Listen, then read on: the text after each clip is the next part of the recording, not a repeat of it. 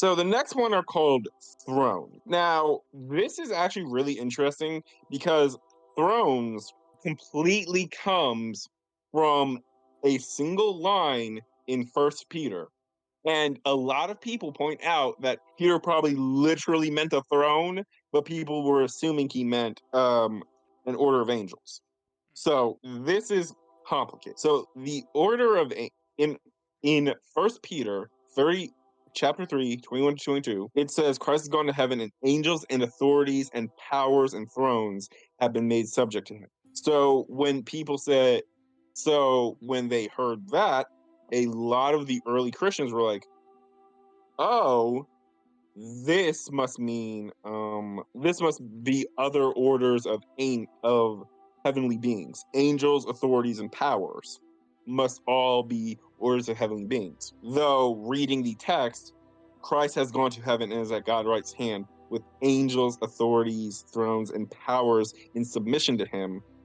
To me, that sounds more like angels are one thing, and then authority is in like literal authority, and then power is like all powers on earth.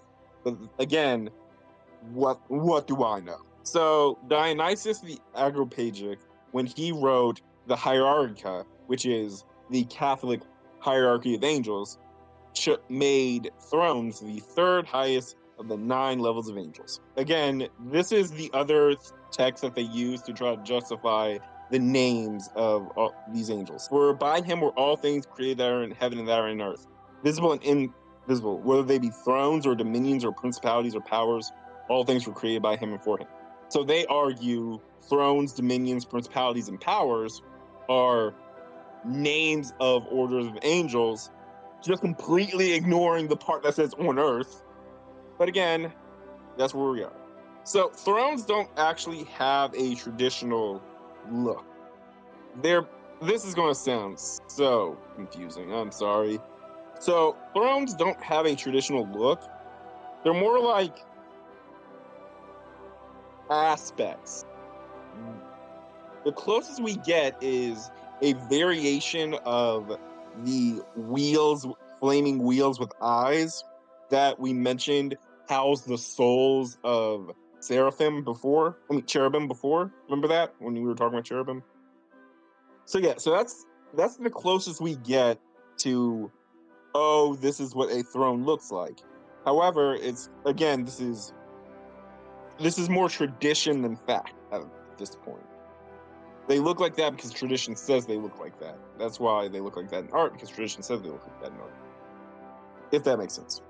Minions don't actually have an appearance at all. They're in the hierarchy. Christians think of the minions as more like, how can I put this? Oh wait, I got it. Think about the new gods from DC. Not like, you remember how in Final Crisis, when Darkseid's godhead showed up on Earth and it was like this multicolored spectrum of light, vaguely in the shape of Darkseid's face? Yeah, basically that's what Dominions are like.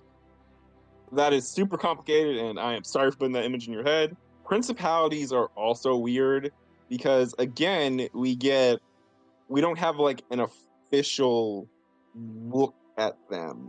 They just kind of exist. So the most traditional view of principalities are to give them faceless eyes, be faceless eyed winged humanoid. If you've seen the Angel of Death in the Hellboy movie, basically think of that. And they're complicated. The idea again, it comes from those two texts that I mentioned before, Colossians and Peter, and then extrapolated from that. The next one we have are powers, which again are just warrior angels who have power over evil forces and stop them from doing too much harm.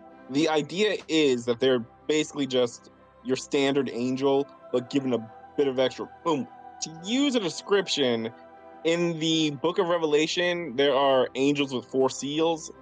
And that would be those would be powers. Their powers are they can do whatever God can do, except for to a much, much, much, much, much, much lesser extent. Except for the Archangel Michael. His power is he wins all the fights.